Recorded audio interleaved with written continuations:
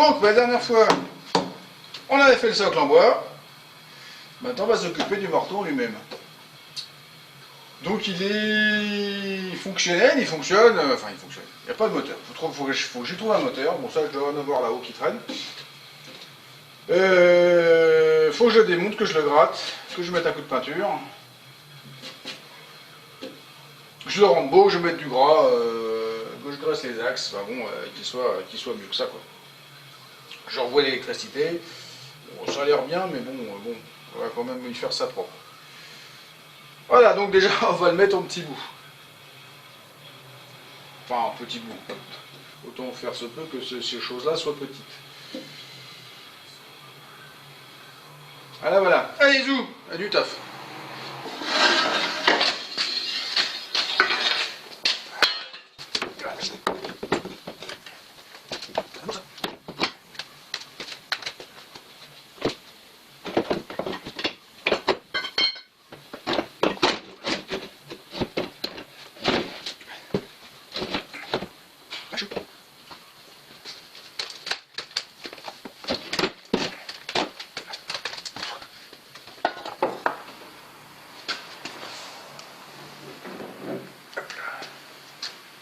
Ça fait que 15 kilos.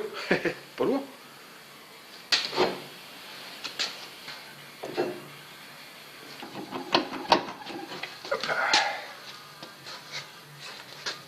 Ça, c'est la commande qui règle le pivot arrière pour la hauteur de frappe.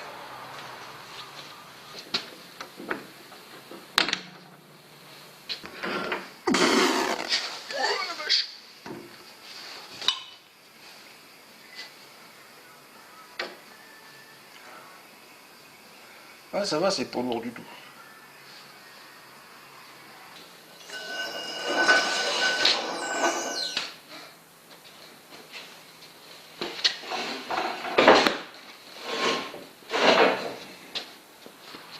Et ça, c'est le vilebrequin.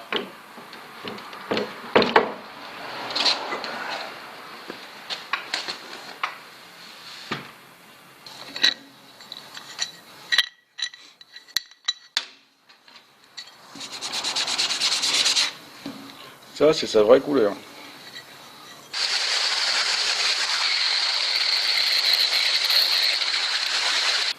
Bon, j'ai déjà décapé un flanc. Je n'ai pas fait de l'autre côté, j'ai fait là. Je vais voir, essayer de faire une peinture qui ressemble. Parce qu'elle n'est pas si pourrie que ça, mais elle n'est pas terrible quand même. L'autre côté est bien plus amoché. Je vais essayer de faire une peinture qui ressemble. La plaque signalétique, enfin pas la plaque de la marque en cuivre, elle est ou en laiton, elle est super bien ressortie. Non, je vais essayer de faire une peinture qui ressemble, même si c'est un espèce de gris bleu, vert, enfin j'en sais rien, ça se passe des trucs. Bon, alors en mélangeant plein de fonds de peinture, j'ai réussi à faire un espèce de bleu gris qui me plaît bien, qui n'est pas tout à fait le même, mais qui ira très bien.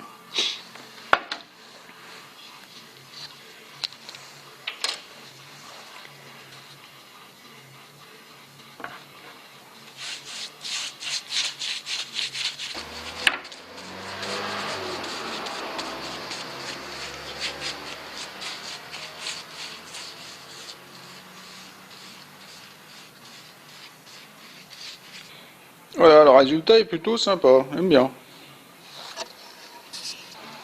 Le deuxième est gratté. Il faut une bonne heure pour faire une face. Et je vais le peindre. Et le temps de gratter le deuxième, le premier est sec.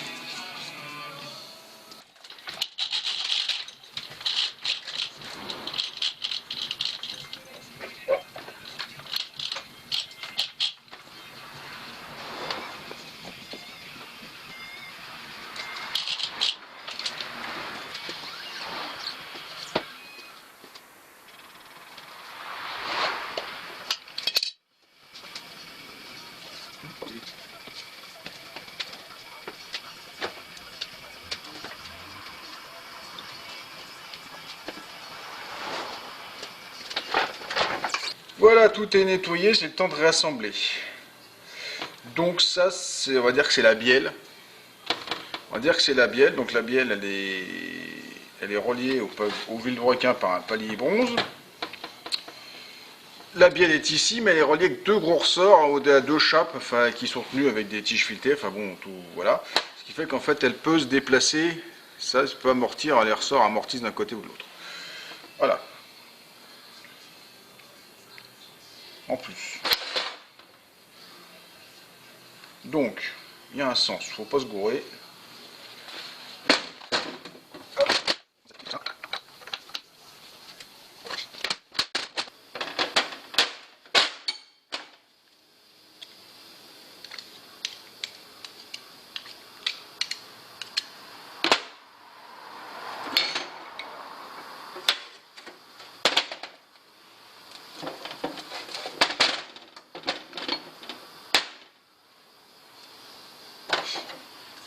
Parce que ce palier là, il y a un graisseur qui va là. Mon graisseur est foiré, il faudra que j'en mette un.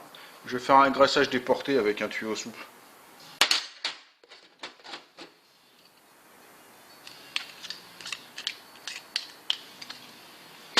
C'est bizarre, là c'est graissé, tout le reste est vidé. Bon, on va faire comme ça. Hein. On va pas chercher à refaire.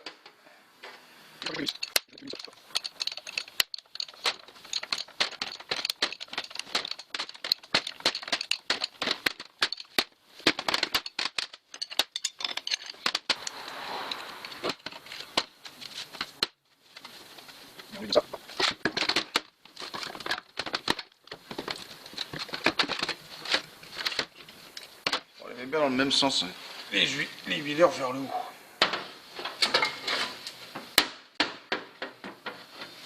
Tac.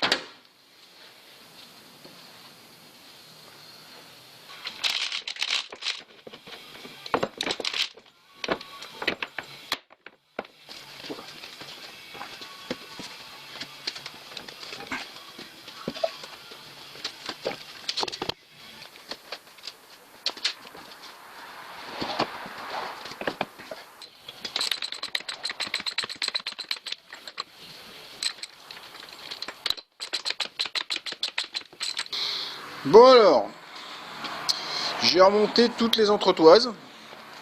Les entretoises là comme ça là. Une là, une là. Il y en a 5 en tout, deux là-bas, une en bas. Et la grosse tôle ici qui renforce. Donc tout ça c'est remonté avec des écrous qui sont pas peints forcément. C'est pas peint. J'ai déjà repeint cela. On voit bien que c'est pas tout à fait la même couleur. Il a fallu que je refasse, donc puis j'ai voilà. J'ai remis des petits videurs. Tout est serré, toc toc toc, donc il n'y a plus qu'à le remboîter sur le socle.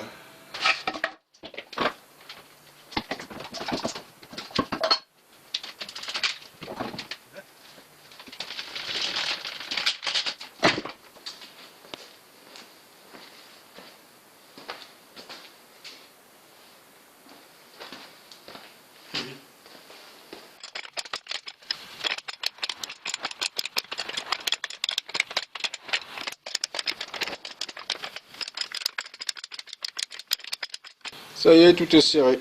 Je vais d'abord serrer les deux longerons pour qu'ils soient plaqués bien sur le sortant. Après, j'ai serré les extérieurs. Enfin, ça craque quand même. Et alors, ceci,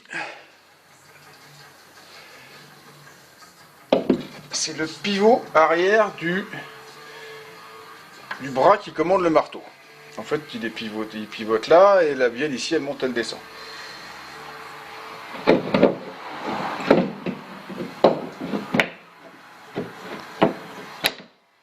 Ce pivot, il est réglable. Pas comme Bernard. Donc ce pivot est réglable, ce qui fait qu'on peut... Ce qui fait que, comme on le monte, on change le point de rotation, en fait il tape. C'est pour si on veut forger des trucs plus ou moins hauts. Là je vais forger des trucs à ras de l'enclume, mais si je le descends, bah, je vais laisser ça pour forger des trucs plus épais.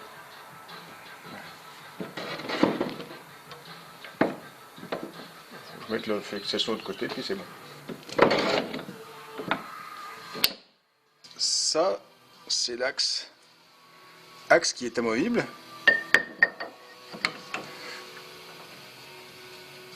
un petit pion à billes.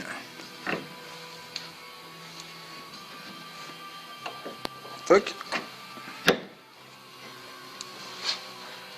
Voilà. Et là, c'est verrouillé. Mais bon, j'ai pas encore mis le bras à ressort, le bras de commande. 58 kg. C'est pas mon poids, ma masse plutôt. C'est le poids du volant, volant d'entraînement du bidule.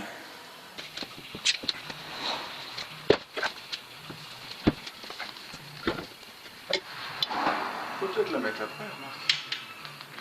Ouais, on peut la mettre après. Oh, ça c'est cool ça.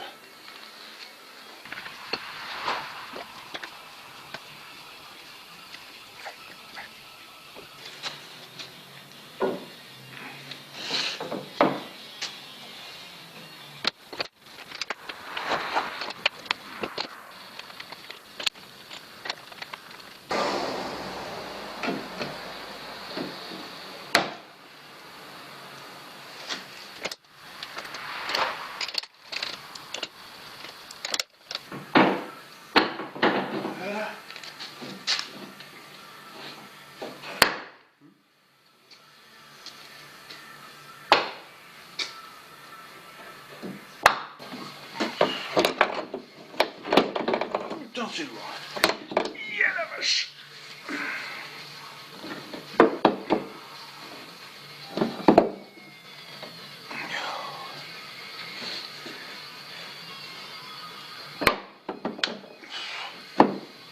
La vache. Hop là. On est bien là.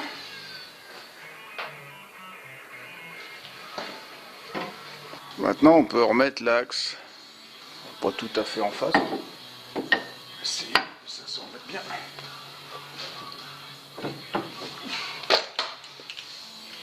Ah oui.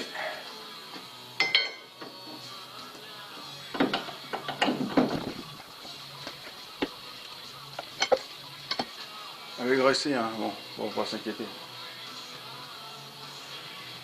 Bon, maintenant faut remettre l'axe de la bielle.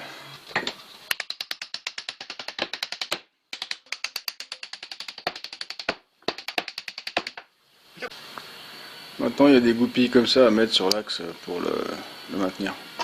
Voilà, les goupilles sont mises de chaque côté.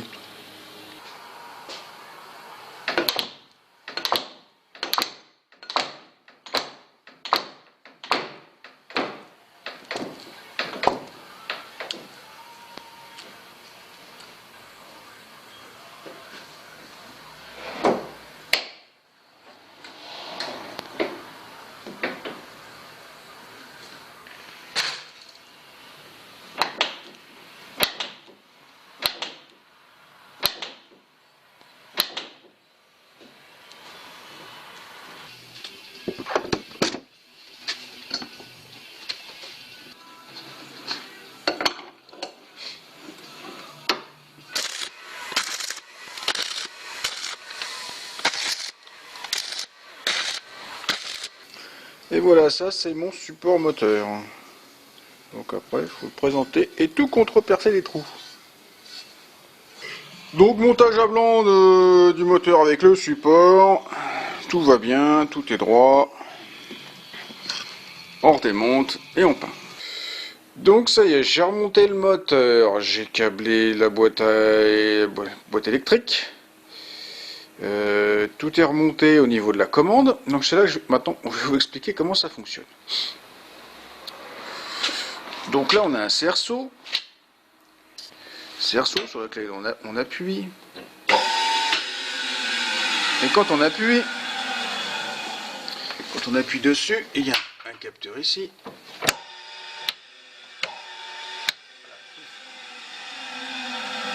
Qui met en branle le connecteur qui est là-dedans. C'est une commande de basse tension. Et en fait, voilà, c'est commande la bobine du contacteur. Donc là, il n'y a pas de coupure de puissance du moteur.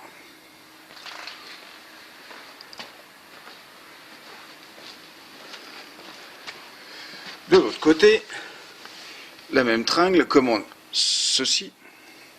qui est le frein, parce que le volant a un frein. Comme ça, il s'arrête normalement plus rapidement.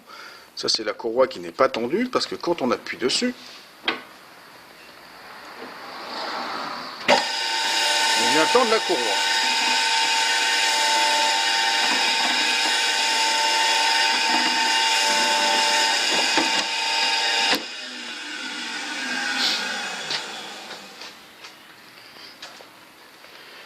Donc le volant, lui, entraîne le vilebrequin qui est à l'intérieur.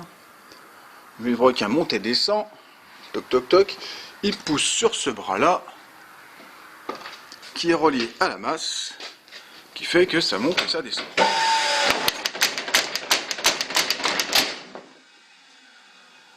Et c'est violent.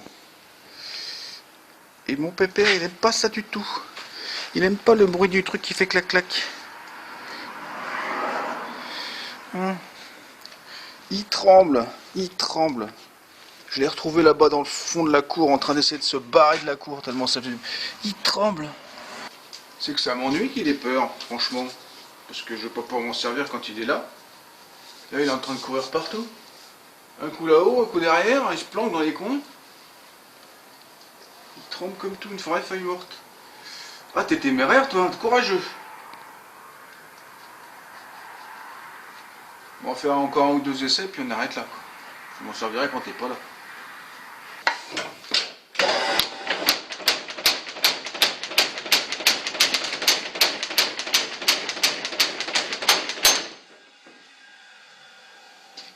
Bon, ça marche sur le bois.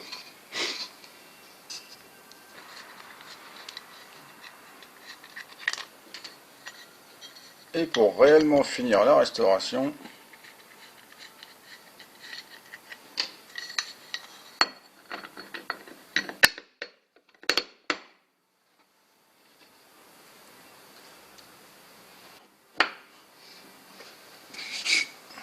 et voilà, je crois que j'ai terminé. Maintenant, mettre de l'huile dans les huileurs.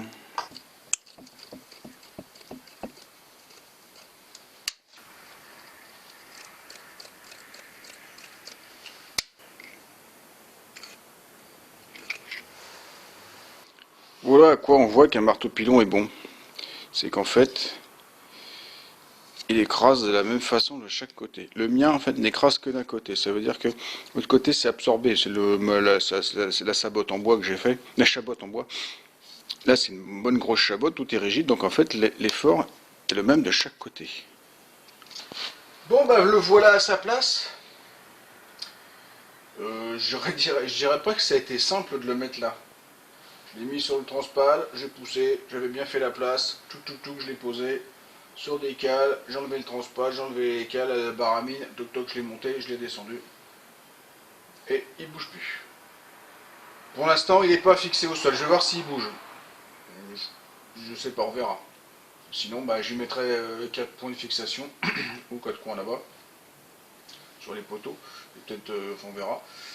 Je ferai des trous, puis je mettrai des scellements chimiques dans le sol directement, pour qu'il ne bouge pas, et puis voilà, et puis ça sera tout. Donc là pour l'instant il n'est pas branché, il faut que je le remette en route. Je vais attendre que le chien soit pas là. Parce que le chien, ça fait 2h30, 3h qu'il tremble. Il se blottit dans les coins, il veut pas. Dès que je m'approche, il tremble. Il est dans l'atelier, il passe la queue entre les jambes, il rentre, il sort, mais il reste dehors, il est tout flippé. Je pense qu'il n'a pas du tout aimé le marteau pilon. Donc il faudra que je m'en serve un jour quand il n'est pas là. J'espère. Ou qu'il s'habitue. Mais bon. Mais j'ai peur que ce soit pas trop gagné. Bon, sinon il a l'air de frapper comme il faut. Bon, j'entre 2-3 bricoles de réglage à faire, mais rien de méchant. Pour l'instant il est à sa place, là-bas j'ai récupéré de la place. Je voulais faire... C'était pour faire autre chose, mais pour finir ça va me servir de stockage parce que je vais encore rentrer du bazar. J'espère que ce sera temporaire. Bon voilà. Donc un bon gros marteau, enfin un petit marteau Vernet. Voilà. J'espère qu'il sera plus fonctionnel que mon ancien. Enfin fonctionnel. Mon ancien était fonctionnel mais n'était pas très pratique. Moi, j'avais peur de me prendre des choses sur la figure à chaque fois, quoi. Voilà. Celui-là est un peu plus professionnel, un peu moins bricole, donc bon, peut-être un peu plus confiance ou pas, je ne sais pas du tout. Donc à suivre. Donc si ça vous a plu, si ça vous a diverti, si vous aimez les gros marteaux, vous pouvez me laisser un petit pouce. Vous n'oubliez pas de me laisser un commentaire, de faire circuler sur les réseaux sociaux et de vous abonner à ma chaîne si ce n'est pas déjà fait. Et pour tous ceux qui veulent me joindre, tous les liens sont en dessous dans la description. Allez, au revoir. C'est vrai que je ne l'ai pas testé, hein, c'est pas avec le chien. Allez.